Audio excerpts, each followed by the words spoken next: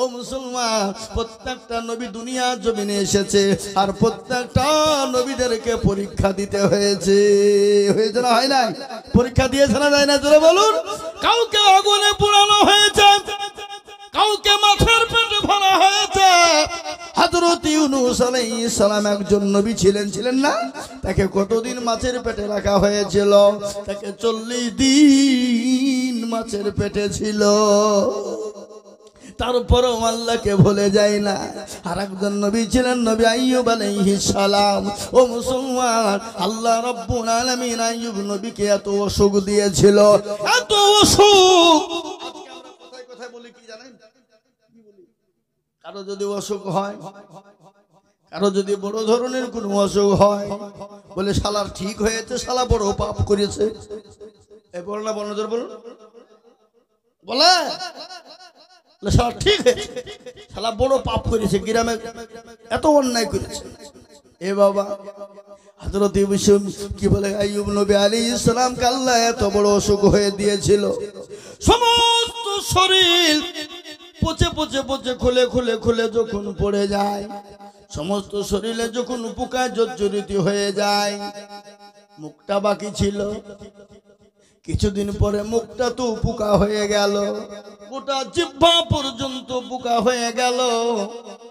আইয়ুব আলাইহিস সালাম আল্লাহকে বলেন, আল্লাহ গো, তুমি যেটা করো সেটাই ভালো। আল্লাহ, তোমার উপর দিয়ে কিছু করার নাই। আল্লাহ, আমি মনে করেছিলাম গোটা শরীরটা যখন তুমি শেষ করে দিলে, আমার মুখটা যখন ভালো ছিল, আমি মনে করেছিলাম এই মুখের দ্বারাতে আমি তোমার জিকির করব, আমি তোমার তাসবিহ করব। কিন্তু আল্লাহ, তুমি আমার মুখটাকে পর্যন্ত শেষ করে দিলে, এতে আমার কোনো দুঃখ না। আল্লাহ, তুমি যেটা ভালো চাও সেটাই তুমি করো। হযরত আইয়ুব আলাইহিস সালামকে আল্লাহ পরীক্ষা করেছিলেন, হযরত ইব্রাহিম নবী আলাইহিস সালামকে পরীক্ষা করেছিলেন, হযরত ইউসুফ আলাইহিস সালামকে পরীক্ষা করেছিলেন। ইউসুফকে পরীক্ষা করেনি? ইউসুফ আলাইহিস সালামকে কেমন পরীক্ষা করা হয়েছিল আপনারা জানেন? বড় লম্বা কাহিনী। ইউসুফ নবী আলাইহিস সালামের ভিতরে তার 11টি ভাই ছিল। কয়টা ভাই? জোরে বলুন। তার সন্তান, তার বাবার নাম ছিল কি? জোরে বলুন। ইয়াকুব আলাইহিস সালাম। গজল আছে না? ইয়াকুব নবী বাস করিতে কিনারে, সবার চেয়ে বাসতেন ভালো ইউসুফকে। এক রাত্রি কবে দেখাই ইউসুফকে, শামসুরুজু সব সেজদা করেন তাহাকে। ও মুসলমান, শুনে নিন।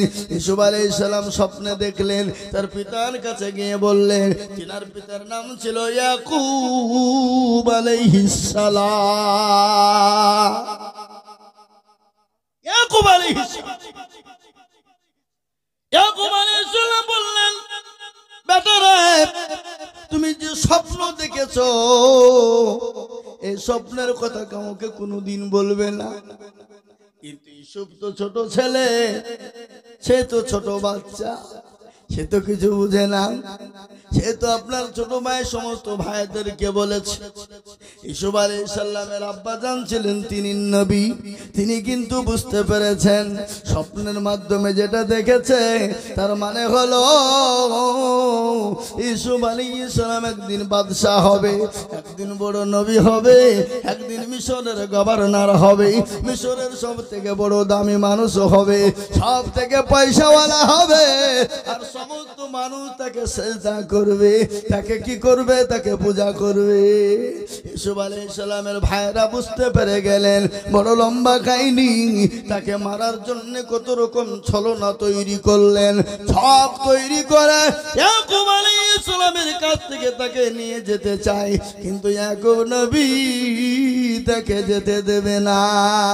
কিন্তু দেখবেন, বাপ মার কাছে সমস্ত ছেলে কিন্তু সমান, ঠিক না? কথা কর না কেন? কিন্তু কিছু কোন সন্তানের উপরে বাপ মায়ের একটা আকর্ষণ বাড়ে না তার দিকে ধ্যান একটু বেশি থাকে না কথা কন। যেমন বাপের অধিকাংশ বাপের বড় বেটার দিকে টান থাকে, আর অধিকাংশ মায়ের সে আবার ছোট ছেলের দিকে টান বেশি থাকে। কি বুঝছেন আপনারা বলুন, ঠিক কিনা? কথা বলেন না আপনারা। কিন্তু মা বাবার কিন্তু সবই সমান। এটা কাটলো যেটা ব্যথা, এটা কাটলো ততটাই ব্যথা, ঠিক না ঠিক? কিন্তু তার মধ্যে ভালো মন্দ বাছাই করে তো কি।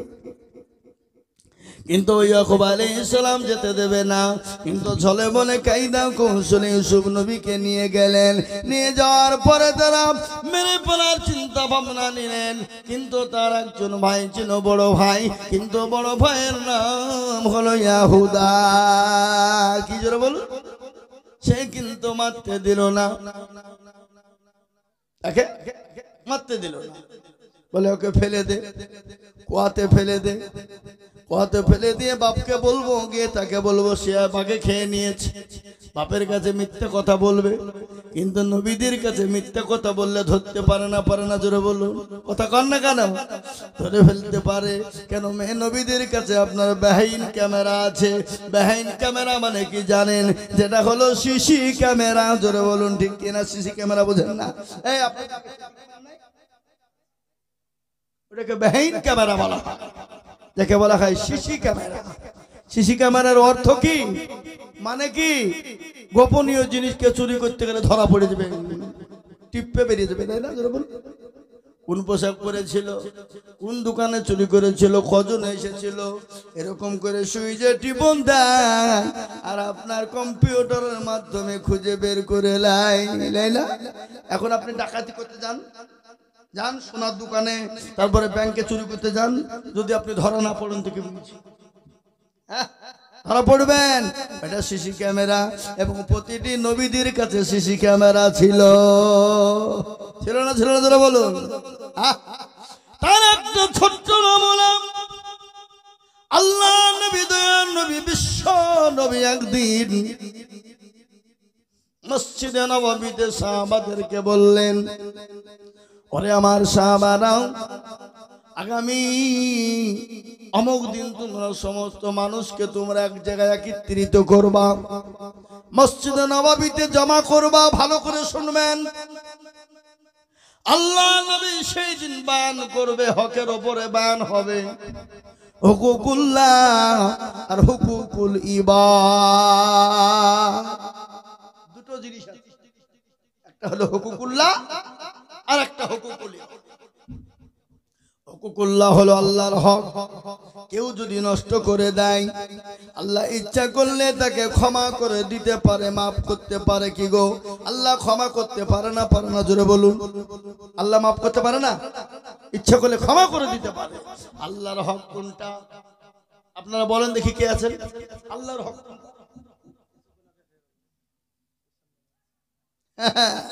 হুকুকুল্লাহ। কেউ যদি কোনো কারণবশত নামাজ পড়তে পারে নাই, কারণবশত নামাজ পড়তে পারে নাই, কারণবশত রোজা করতে পারে নাই, ভালো করে কথাটা শুনবেন, অর্থ উল্টে পাল্টা করেন না। এখন শুনছেন আমাদের কাছে ভাষায় আর আরেক জায়গাতে যে উল্টে গায়ে দিচ্ছে, দিয়ে গন্ডগোল বাঁধিয়ে দিচ্ছে। কি বুঝছেন আপনারা বলুন? মৌলবি বলেছে পেঁয়াজ লেনা দেনা হারাম, আরো বক্তব্য তো শুনেছে মৌলবি বলেছে পেঁয়াজ লেনা দেনা হারাম। বাড়িতে যে বকে বলছে খবরদার গোস্ত পেঁয়াজ দিবিনি, কেন গো? খালি আইজুল মৌলবি বলেছে পেঁয়াজ লেনা দেনা হারাম, কিন্তু মৌলবি আইজুল তো পেঁয়াজ বলেনি, বিয়াজ বলেছে। বিয়াজ মানে পণ, পণ মানে যৌতুক, যৌতুক মানে শ্বশুরের কাছে টাকা লওয়া।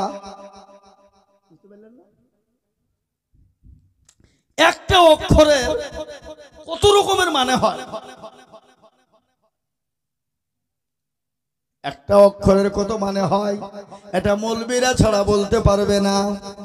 আপনি মৌলবী, যদি আপনি বাংলা পড়ুন, যদি আপনি বাংলা হাদিস পড়ুন, বাংলা বুখারী পড়ুন, বাংলা কোরআন পড়ুন, আপনার বাবারও ক্ষমতা নাই একটা অর্থের ওপরে, একটা অক্ষরের ওপর কত মানে হয়, কত রকমের মানে হয় আপনি বলতে পারবেন।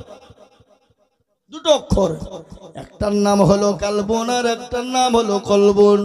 কালবন আর কলবন ভালো করে শুনবেন, দুটি কিন্তু কাপ, একটা হলো বড় কাপ আর একটা হলো ছোট কাপ। কপ আর কাপ। কালবন মানে হলো কুত্তা আর কলবন মানে হলো দিল, যেটা হলো সেনা। পার্থক্য হলো না, হলো না? কথা কন। লাবানুন আর লাবিনুন, লাবানুন আর লাবিনুন। লাবানুন মানে হলো দুধ আর লাবিনুন মানে হলো কাঁচাই। এখানে পার্থক্য একটা, সেটা হলো জের এবং জাবারের। বুঝতে পারলেন না? তাহলে একটা অর্থের মানে কত হয় আপনি আপনি বলতে পারবেন না। বাংলা পড়ে ক্ষমতা নয় বলা।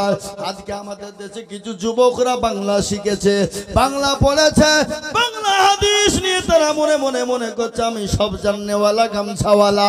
মৌলবি তুমি কিছু জানো না, মৌলবি তুমি জানো না, আর আমি যেটা বলছি সেটাই ঠিক। বুঝছে না? বুঝছে না? ধরে বলুন।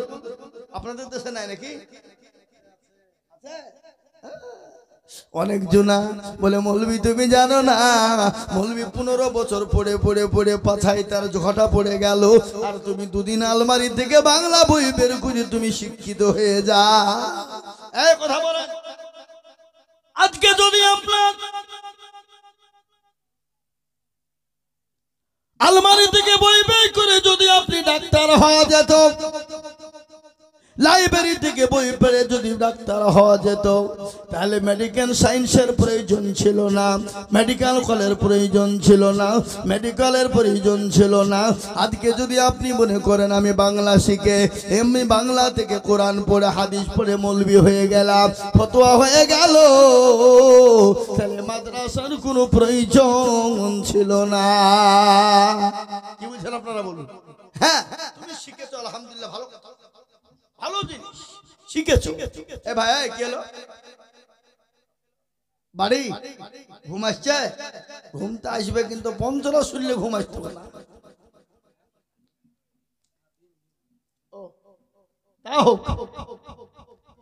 তাহলে কি হলো? হিন্দু ভাই হোক আর মুসলমান ভাই হোক, এটা আমাদের এমন একটা সমাজ যে কেউ বসতে পারে, পারে না? পারে না? জোরে বলুন।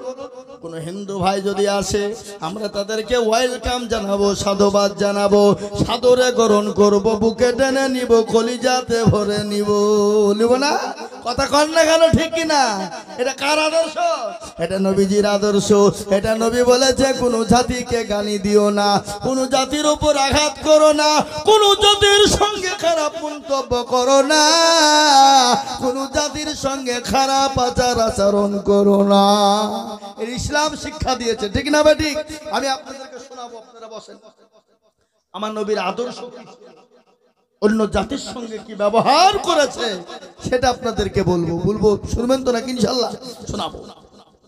বিশ্বনবী দয়াল নবী হক সম্পর্কে বয়ান করার জন্য মসজিদে নববীতে সমস্ত মানুষকে ডাকলেন। হুকুকুল্লাহ আর হুকুকুল ইবাদ। হুকুকুল্লাহ হলো আল্লাহর হক, কেউ যদি নষ্ট করে দেয় আল্লাহ তাকে ক্ষমা করে দিতে পারে, মাফ করে দিতে পারে। কিন্তু হুকুকুল ইবাদ কেউ যদি নষ্ট করে, যতক্ষণ পর্যন্ত বান্দা ক্ষমা না করবে, ওগো হাজি, ওগো গাজী, ওগো নামাজি, আল্লাহ ততক্ষণ পর্যন্ত তোমাকে ক্ষমা করবে না। হুকুকুল ইবাদ এটা আমাদের ভিতরে আছে না নাই? হুকুকুল ইবাদের আছে না নাই? হুকুকুল ইবাদ কাকে বলে আপনারা জানেন তো? হুকুকুল ইবাদ কাকে বলে? কে বলতে পারবেন? একজনা বলেন। জানে কিন্তু ভয়ে বলবে না। সব জানে, বাইচান্স যদি বলতে গিয়ে ভুল হয়ে যায় নাকি? কথা কন না, ঠিক কিনা? মুসলমান হুকুকুল ইবাদ সেটা হলো বান্দার হক। বান্দার হক কি? মানুষকে ঠকিয়েছে, ভাইকে ঠকিয়েছে, বোনকে ঠকিয়েছো, ফুপুকে ঠকিয়েছো, বিটিকে ঠকিয়েছো, ভাগিনাকে ঠকিয়েছো, এতিমের মালকে লুটপাট করেছো। ভাই হয়ে ভাইকে ঠকিয়ে বাপের কাছ থেকে জমি লিখে নিয়েছো। ভাই ভাই মিল দিয়ে বোনকে ঠকিয়ে জমি লিখে নিয়েছো। বোনকে পয়সা দাও নাই, জমি দাও নাই, বাড়িখান পর্যন্ত লিখে নিয়েছো। আর ওই হাজি গিয়ে কাবা শরীফের যায় নামাজে পেড়ে দিয়ে নামাজ পড়ছে আর বলছে আল্লাহ আমাকে জান্নাত দাও। আর আল্লাহ বলছে হাজি একবার মর, তোর আমি 12টা বাজাবো দেখবি, মর আয় মুড়ে দা। বোনকে ঠকালছিস, বিটিকে ঠকালছিস, ফুপুকে ঠকালছিস, ভাইকে ঠকিয়েছিস, ভাগিনেকে ঠকিয়েছিস, চুরি করে সব লোক জমি গেলা লিখে নিয়েছিস। এরকম লোক আছে না নাই? কথা কয় না? আছে। বুঝা যা রে বোঝায় না রে, তারে বোঝায় কে? আর না বুঝা যে হু হু করে তাকে ভূতে ধরেছে। ও মুসলমান দরদি, আল্লাহর কাছে কি জবাব দিবা? বোনের জমি হক করে নষ্ট করে নিয়েছো। বিশ্ব নবী মসজিদে নববীতে আপনার হক সম্পর্কে বয়ান করেন। আল্লাহ নবী বললেন ও সাহাবারা, আমি হয়তো দুনিয়া জমিনে বেশি দিন বাঁচবো না, শরীরটা আমার ভালো করে না। সাহাবারা শোনো গো, তোমরা যদি আমার কাছে কেউ হক পেয়ে থাকো, আমি নবীর সামনে তোমরা বলো, আজকে আমি তোমাদেরকে হক পরিশোধ করে দেব। কি মানেন নবী? সুবহানাল্লাহ বলুন। আল্লাহ কোরআনে বলেছেন, খুলুন কোরআন। আল্লাহ বললেন লাকাদ কানা লাকুম ফি রাসূলিল্লাহি উসওয়াতুন হাসানা। আমার আল্লাহ আমার নবীকে এত সুন্দর চরিত্রবান করে বানালেন, এত আখলাকওয়ালা নবী বানালেন, এত চরিত্রবান নবী বানালেন, এত সুন্দর নবী বানালেন, দুনিয়ার জমিনে কোনোদিন আর বানাবে না। কিয়ামত পর্যন্ত আর এরকম নবী হবে না। হবে গো? কথা বল, হবে হবে না? বিশ্ব নবী দয়ার নবী হক সম্পর্কে বয়ান করতে গিয়ে বললেন, কেউ যদি আমার কাছে হক পাও বলো, আমি আদায় করব। সাহাবারা চুপ হয়ে গেলেন। একজন সাহাবা তিনি দাঁড়িয়ে গেলেন, বলে ইয়া রাসূলুল্লাহ, ইয়া হাবিবাল্লাহ, ও আল্লাহর নবী, আপনি হক আদায় করবেন বলেছেন। বলে হ্যাঁ। বলে আমি আপনার কাছে একটা হক পাই, আপনি আমার ওই হকটা আপনাকে আদায় করতে হবে। সাহাবাদের চোখ মোটা হয়ে গেছে। আরে এই বেটা কয় কি রে? নবীর কাছে আবার হক চাই? এই বেটা কয় কি? আচ্ছা বলুন তো, নবীকে সাহাবারা নিজের জীবনের থেকে বেশি ভালোবেসেছেন না বাসেন নাই? কথা কন না কেন? নিজের জীবনের থেকেও বেশি আল্লাহর নবীকে ভালোবেসেছেন, তারা হলো সাহাবারা। আর আমরা একজন সাহাবা, সমস্ত পৃথিবীর আলেমগুলা যদি একদিকে হয়, একজন সাহাবার জুতো সমতুল্য হবে? কথা কন না কেন? হবে? হবে না। আর আমাদের দেশের ভালোবাসা কিসে? কি ভালোবাসা? এ ভালোবাসা নয়। সমস্ত সাহাবাদের চোখ গলা মোটা হয়ে গেল। এ বেটা কয় কি? নবীর কাছে আবার হক চাই।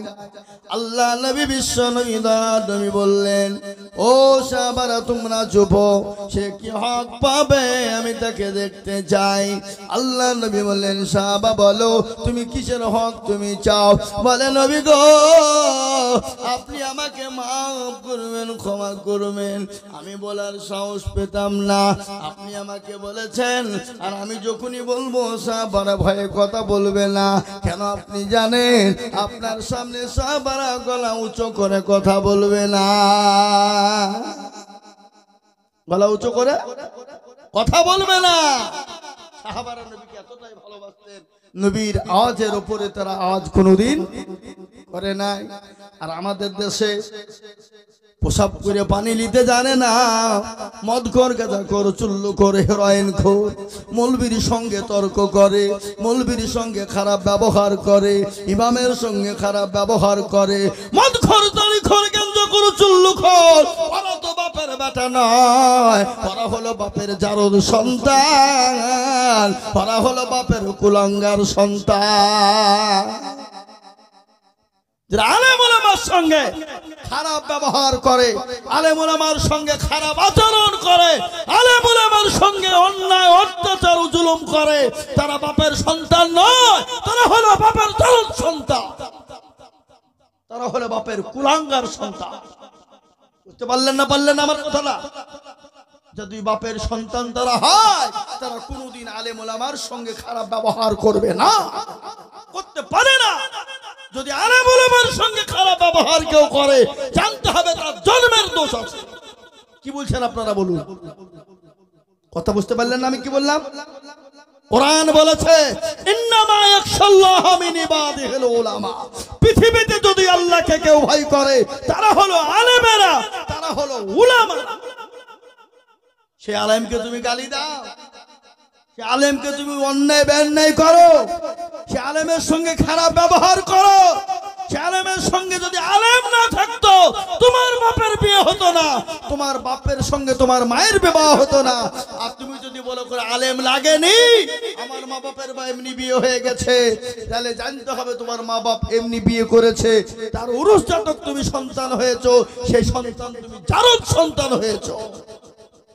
বুঝতে পারলেন না? পৃথিবীতে আল্লাহকে ভয় করে কারা? তারা হলো আলেমেরা, তারা হলো উলামারা। এটা কোরআনের কথা, আমার কথা নয়। ইন্নামা ইয়াখশাল্লাহা মিন ইবাদিহিল উলামা। পৃথিবীতে আল্লাহকে কেউ ভয় করে, তারা হলো উলামা, তারা হলো আলেমেরা। এটা কোরআন। নবীজি বললেন আল উলামা ওয়ারাসাতুল আম্বিয়া। নবী বললেন উলামারা হলো নাইবে রাসূল। আমি নবী চলে গেলাম, নাইবে রসুল হিসাবে উলামাদেরকে রেখে গেলাম, আলেমেদেরকে রেখে গেলাম। খবরদার আলেম ওলামাকে গালি দিও না, তাদের সঙ্গে খারাপ আচার আচরণ করো না, তাদের সঙ্গে খারাপ মন্তব্য করো না, তাদের সঙ্গে খারাপ ব্যবহার করো না। এটা আল্লাহর কোরআন বলেছে।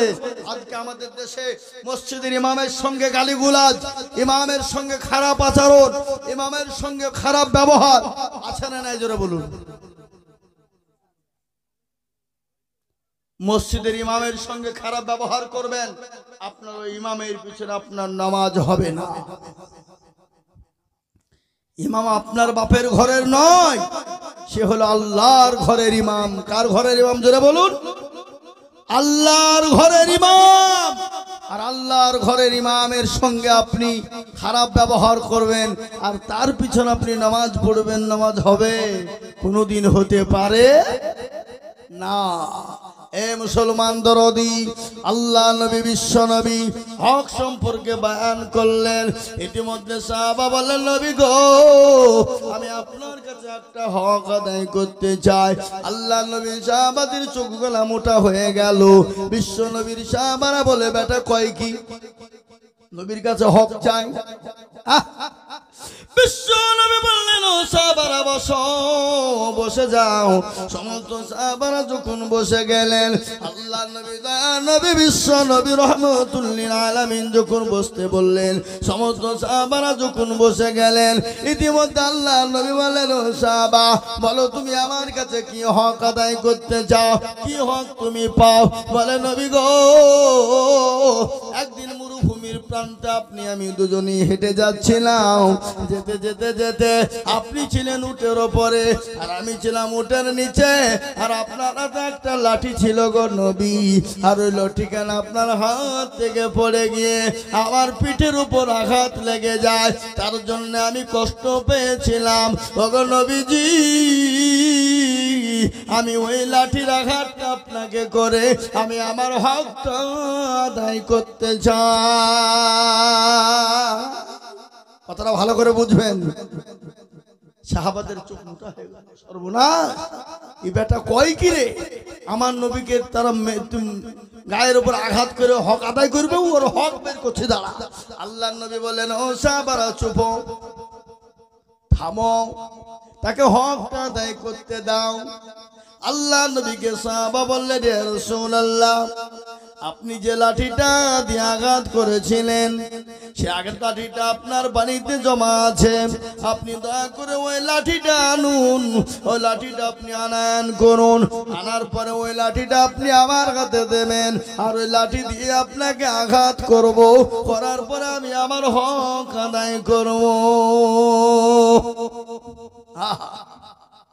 সাহাবারা সহ্য করতে পারে না, মসজিদে নববীর ভিতরে কান্না রুল বয়ে গেল, সমস্ত সাহাবাদের চোখ গলা মোটা হয়ে গেল।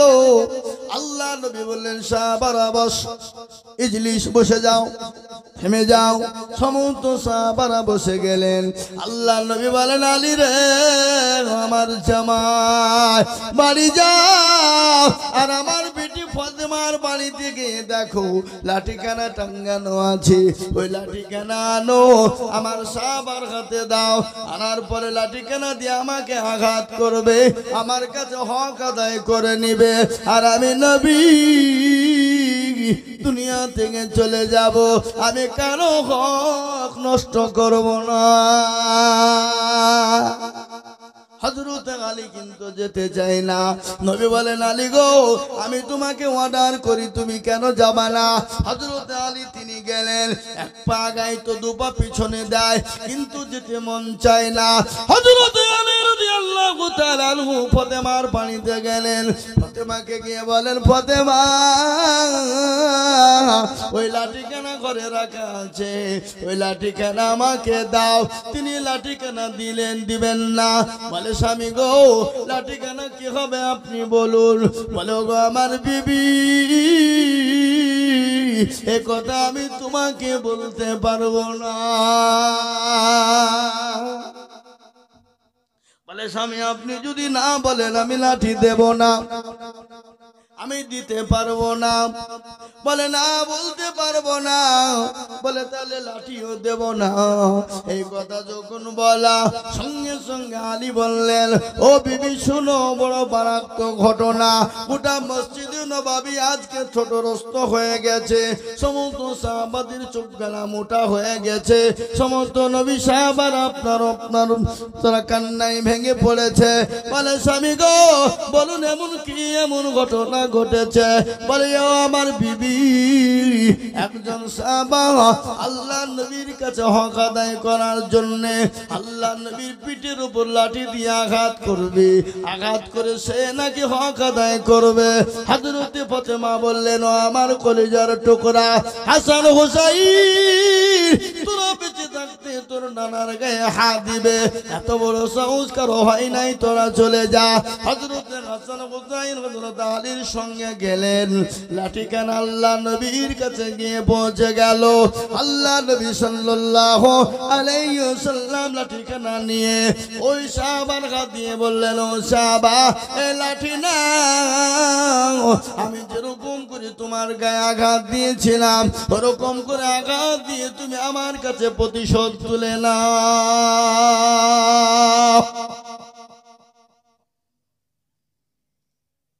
সমস্ত সাহাবারা অবাক, সমস্ত সাহাবাদের সামনে বিশ্ব নবী বললেন, তুমি বসে যাও তোমরা। সমস্ত সাহাবা চুপ হয়ে গেল। আল্লাহ নবী সাহাবার হাতে লাঠিখানা দিলেন। আল্লাহ নবীকে বললেন, ইয়া রাসূলুল্লাহ, ওস্তাদকে মাফ করবেন, ক্ষমা করবেন। বলে, নবী গো, সেই দিন মরুভূমির প্রান্তে আমি যখন উট টানছিলাম, সেদিন আমার গায়ে কোনো পোশাক ছিল না, আমি খালি গায়ে ছিলাম, আর ওই লাঠির আঘাতটা আমার খালি গায়ে অবস্থায় লেগেছে। ওগো নবীজি, আপনার গায়ে আজকে কাপড় রয়েছে, আমি তো আপনার কাপড় থাকা অবস্থায় আঘাত করতে পারবো না। ওগো নবীজি, আপনার শরীর থেকে পোশাকটাকে খুলুন, আপনি খালি গায়ে হয়ে যান, আপনার গায়ে যেন কোনো কাপড় না থাকে। ওগো দয়ার নবীজি, আপনার গায়ে কোনো কাপড় থাকবে না, খালি গায়ে থাকবেন, আর ওই লাঠির আঘাতটা আপনার খালি গায়ে অবস্থায় মারবো। সাহাবাদের চোখ মোটা হয়ে গেল।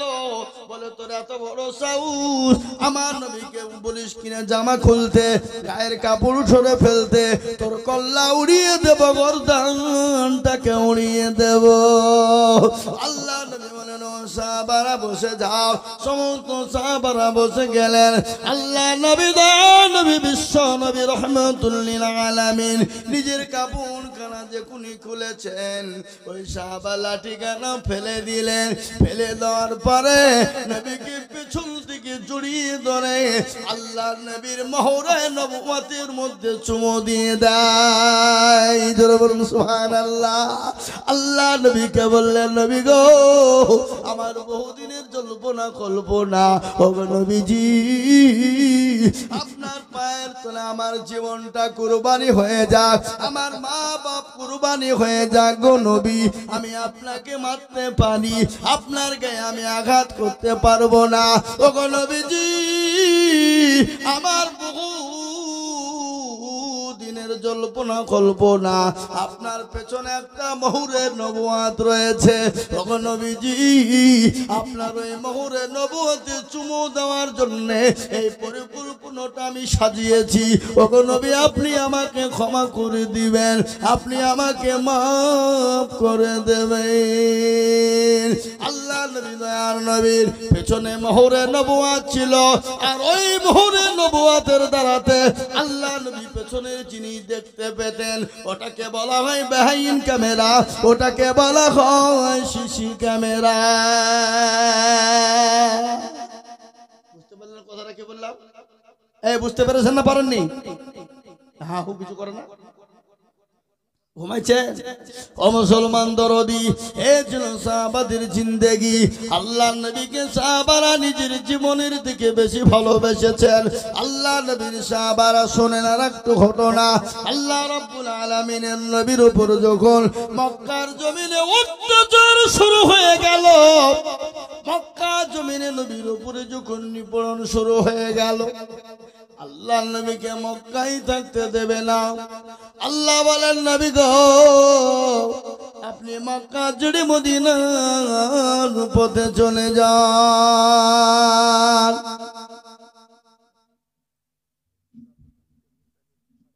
এই যুবকেরা, এই ছেলে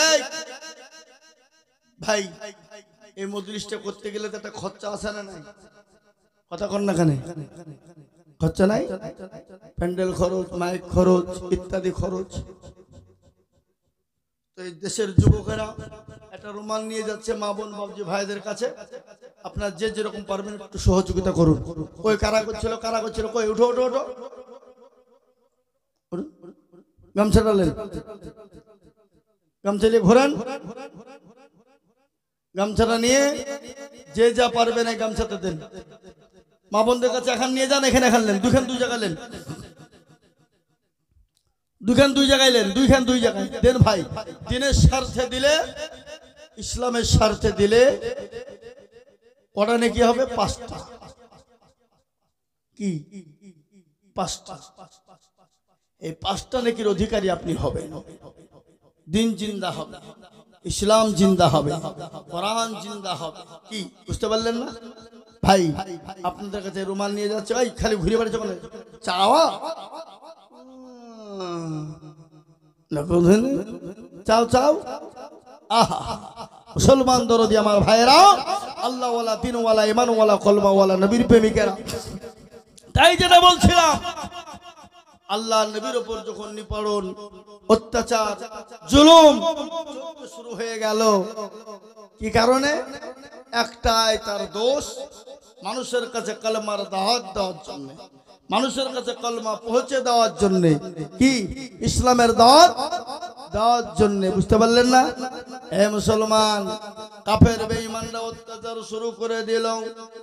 আল্লাহ জানিয়ে দিয়ে বলেন নবী গো, আপনাকে মক্কার জমিনে থাকা লাগবে না।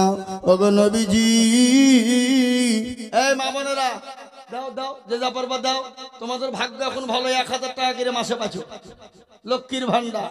ভাই এখানে পাই না নাকি লক্ষ্মীর ভান্ডার? মা বোনেরা লক্ষ্মীর ভান্ডার পাচ্ছে 500, এখন পাচ্ছে 1000। আবার খালা বলেছে যাদের স্বামী মারা যাবে তারা পাবে 2000। কদিন পরে স্বামীর গলা টিপে মেরে ফেলবে, যে মোর তুই মইলে 2000 পাবো, বলবে নাকি? না না, কোনোদিন চাইবে না। বিবি যদি বিবি হয়, আহা, দুনিয়াটাই তার কাছে জান্নাতের বাগিচা হয়ে যায়। কি বুঝতে পারলেন না? স্বামী স্ত্রীর মহব্বত আল্লাহর বড় নিয়ামত। যে বাড়িতে স্বামী স্ত্রীর মধ্যে মহব্বত নাই, ভালোবাসা নাই, প্রেম প্রীতি নাই, আদর মায়া কি স্নেহ মায়া সব নাই, সে বাড়িটা কোনোদিন ভালো হতে পারে না। স্বামী স্ত্রীর মহব্বত আল্লাহর বড় নিয়ামত। আহা, মা আয়েশা রাদিয়াল্লাহু তাআলা আনহা বর্ণনা করছেন, আমার বাড়িতে কোনোদিন খাবার হতো, কোনোদিন হতো না। আমার রাসূল একদিন, দুদিন, 3 দিন বাড়িতে না থাকা, বাড়িতে এসে দেখতেন খাবার না হলেও আমার সঙ্গে এত সুন্দর ব্যবহার করতেন। তিনি নিদর্শন দিয়ে গেছেন। মা আয়েশা রাদিয়াল্লাহু তাআলা আনহা বললেন, বাড়িতে কোনোদিন যদি ভালো মন্দ হতো, আমি যেটা খেতাম রেখে দিতাম আমার রাসূল, সেইটা তুলে তিনি খেতেন। কি মহব্বত, কি ভালোবাসা, এটা নবীজির নিদর্শন। জি, আর দেখিয়ে গেছেন নবীজি।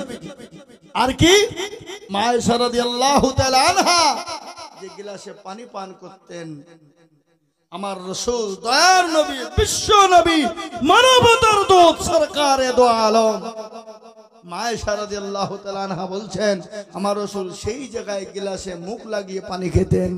আলহামদুলিল্লাহ বলুন। কি মহব্বত, কি ভালোবাসা। আর আমরা স্বামী স্ত্রী এখন আটো খেতে লজ্জাবোধ করি, খারাপ মনে করি। করি না, করি না, জোরে বলুন। আল্লাহ নবী সাল্লাল্লাহু আলাইহি ওয়াসাল্লাম তার নবী বলে গেলেন, স্বামী স্ত্রীর মহব্বত আল্লাহর বড় নিয়ামত। ও মায়েরা, বোনেরা, তোমরা কান করে শুনে নাও, তোমার স্বামীর পায়ের তলে তোমার জান্নাত। আল্লাহ রাব্বুল আলামিন যদি না থাকতেন, পৃথিবীর কাউকে যদি সেজদা করা হতো, আল্লাহ নবী বললেন বিশ্বের সমস্ত নারীকে হুকুম দেওয়া হতো, তাহলে তোমরা তোমাদের স্বামীর পায়ের তলে তোমরা সেজদা করো। স্বামী কি জিনিস? বিশ্ব নবী বলে গেলেন, মহিলারা দুনিয়ার জমিনে 4টে কাজ করবে। কয়টা? জোরে বলুন। কটা? 4টে কাজ করবে। মা বোনেরা যদি দুনিয়ার জমিনে 4টে কাজ করে যেতে পারে, আল্লাহ জান্নাতের 8টা দরজা দিয়ে ঢুকবে। পৃথিবীর জমিনে কেউ তাদেরকে দুনিয়ার থেকে, পরকালে কেউ তাদেরকে জান্নাত থেকে বঞ্চিত করতে পারবে না। কিন্তু 4টে কাজ করতে হবে। কেউ যদি করে যায়, এই 4টে কাজ করে গেলে পৃথিবীর কেউ তাদেরকে জান্নাত থেকে আটকাতে পারবে না। 4টে কি? আমার মা বোনেরা সকলেই জানেন। 4টে কাজ হলো, 1 নম্বর হলো নামাজ। 1 নম্বর নামাজ। নামাজটা কিভাবে পড়বে, কি করে পড়বে, কোথায় পড়বে, কোন জায়গায় পড়বে?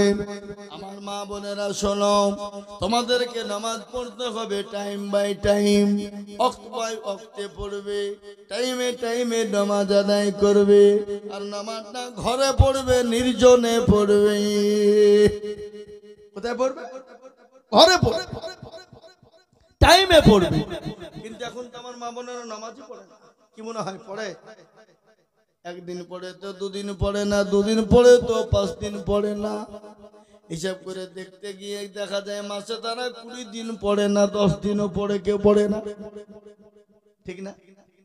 ও আমার মায়েরা বোনেরা, আল্লাহ নবী বললেন, মহিলা যদি 5 ওয়াক্ত নামাজ সুন্দরভাবে আদায় করে, টাইম বাই টাইমে আদায় করে, আল্লাহর জান্নাতের যে কোনো দরজা দিয়ে প্রবেশ করবে। মা ও আমার বোনেরা, 1 নম্বর হলো নামাজ, 2 নম্বর হলো রোজা, আমার মা বোনেরা 2 নম্বর তোমরা রোজা পালন করবা, শ্যাম পালন করবা, আল্লাহ জান্নাতের 8টা দরজা দিয়ে ঢুকবা, পৃথিবীর কেউ তোমাদের কাটকাতে পারবে না। আল্লাহ বড়, আল্লাহ বড়, এক আল্লাহর ইবাদত করো, 3 ফরজে গোসল করো, 4 ফরজে ওযু করো, 5 ওয়াক্ত নামাজ পড়ো, 6 ওয়াক্তে উসুল শোনো, 7 দুজক ভয়ঙ্কর, 8 জান্নাত সোনার ঘর। যদি চাও বাঁচতে চলে যাও গাছতে, আর করো না ভঙ্গি চলে যাও টঙ্গি, যদি করো আজরাইল চলে যাও কাটরাইল। মুসলিম আমার নাম, ইসলাম আমার গাড়ি, আর জান্নাত আমাদের বাড়ি। বুঝতে পারলেন না? আমার মায়েরা, আমার বোনেরা, 2 নম্বর রোজা পালন করবা। 3 নম্বর আল্লাহর নবী বললেন, ভালো করে শোনো ও আমার মায়েরা, জননীরা, বোনেরা, 3 নম্বর তোমরা স্বামীর খিদমত করবা, স্বামীকে ভালোবাসা দিবা, স্বামীকে মহব্বত করবা, স্বামীর সঙ্গে খারাপ ব্যবহার করবা না, স্বামীর সঙ্গে খারাপ আচরণ করবা না।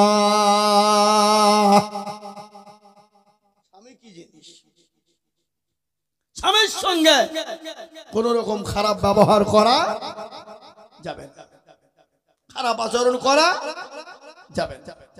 কোন বিবি যদি মারা যায়, স্বামী যদি সার্টিফিকেট দেয়, বলে আমার বিবি আমাকে ভালোবাসতো, আমার বিবি আমাকে মহব্বত করত, বিশ্ব নবী বললেন ওই নারী আল্লাহর জান্নাতের 8টা দরজা দিয়ে প্রবেশ করবে। কোন স্বামী যদি বলে আমার বিবি আমার কাছে খারাপ, আমার বিবি আমার কাছে ভালো নয়, আমার বিবি আমার ওপর জুলুম করেছে, অত্যাচার করেছে, আমার বিবি আমার সঙ্গে ঝগড়া করেছে, আর ওই বিবি যদি নামাজি হয়, জান্নাত বিবি যদি 5 ওয়াক্ত নামাজি হয়, ওই বিবি যদি তাহাজ্জুদ গুজারনেওয়ালা হয়, ওই নারী আল্লাহর জাহান্নামে যাবে, ও নারী কোনদিন আল্লাহর জান্নাতে যেতে পারবে না। আমি বড় মহব্বতের জিনিস। পুরুষরা মনে মনে করছে মেয়েদেরকে ভালো করে বলুক, যেন যাই বাড়িতে আমাদের খিদমত শুরু হয়ে যায় নাকি? হ্যাঁ, না, খালি বিবি ভালোবাসবে তা নয়, স্বামীও বিবিকে ভালোবাসতে হবে। কোরআন বলেছে হুন্না লিবাসুল লাকুম ওয়া আনতুম লিবাসুল লাহুন্না। তোমার বিবি তোমার কাছে পোশাক স্বরূপ, তোমার স্বামী তোমার কাছে পোশাক স্বরূপ। খালি একজনের খিদমত নিলে হবে? বিবি তার স্বামীর খিদমত করবে, স্বামী তার বিবির খিদমত করবে। বিবির কিছু হয়ে গেলে স্বামীর বুক ফেটে যাবে, কলিজা ফেটে যাবে। আর বিবির স্বামীর যদি কিছু হয়, বিবির কলিজা ফেটে যাবে, বিবির জান ফেটে যাবে। একেই বলে মহব্বত, একেই বলে ভালোবাসা। কি বুঝলেন? বুঝতে পারলেন না আমার কথাটা? যেমন আপনার কাছে, আপনার বিবির কাছে আপনি খিদমত নেবেন, আপনার বিবিরও যদি কোনো অসুখ বিসুখ হয়, আপনাকে খিদমত করতে হবে। এটা ইসলাম বলেছে। ইসলামের ভিতরে কোনো বৈরাগ্যতা নাই। ইসলাম পরিষ্কার পরিচ্ছন্ন। ইসলামের ভিতরে দল পার্টি, মেজরিটি মাইনরিটি নাই। ইসলাম পরিষ্কার পরিচ্ছন্ন। বুঝতে পারলেন না? একজনকে প্রাধান্য দেবে, আর একজনকে দেবে না। ইসলাম বলে না, না, উভয় পক্ষ প্রাধান্য পাবে। স্বামী তার বিবিকে ভালোবাসা দেবে, বিবি তার স্বামীকে ভালোবাসা দেবে।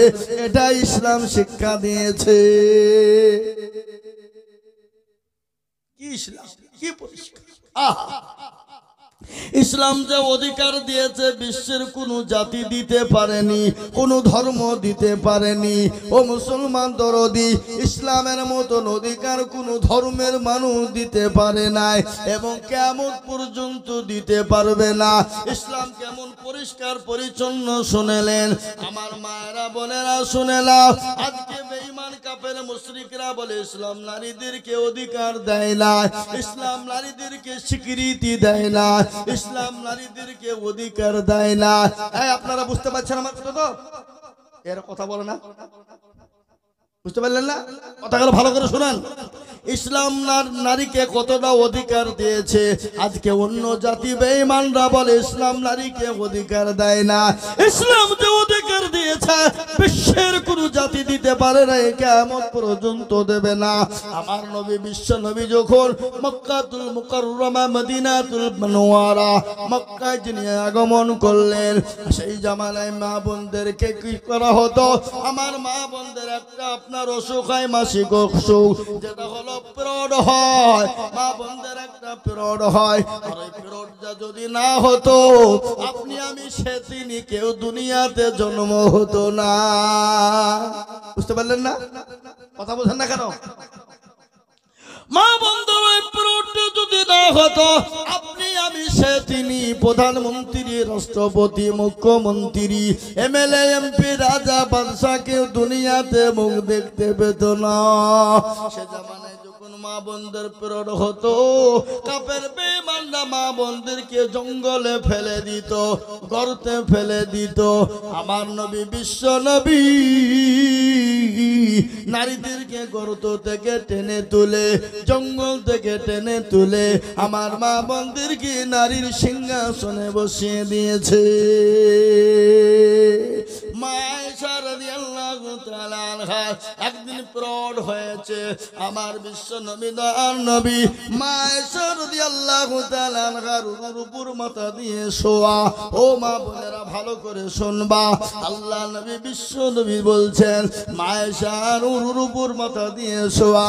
আল্লাহ নবীর মাথা কানা, মা আয়েশা তিনি মাথা হিলিয়ে দেয়, চুলগুলো আস্তে আস্তে কি করে টানে আপনার মেসেজ করে দেয়। মসজিদে নববীর মা আয়েশার ঝুপড়ি ঘর ছিল। আমার মায়েরা বোনেরা, 3 নম্বর হলো স্বামীর খিদমত, 4 নম্বর তোমরা পর্দা করবা। ও মা বোনেরা, পর্দা বিহীন হবা না, আর পর্দা বিহীন হলে জাহান্নামে যেতে হবে। আমার মা বোনরা, এই 4টে কাজ যদি দুনিয়ার জমিনে করে যায় আল্লাহর জান্নাতে যে কোনো দরজা দিয়ে প্রবেশ করবে।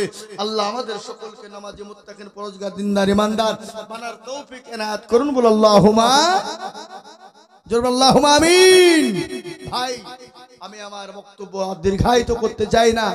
রাত্রি 11:30 বেজে গেছে, আর এখন 11:30 রাত মানে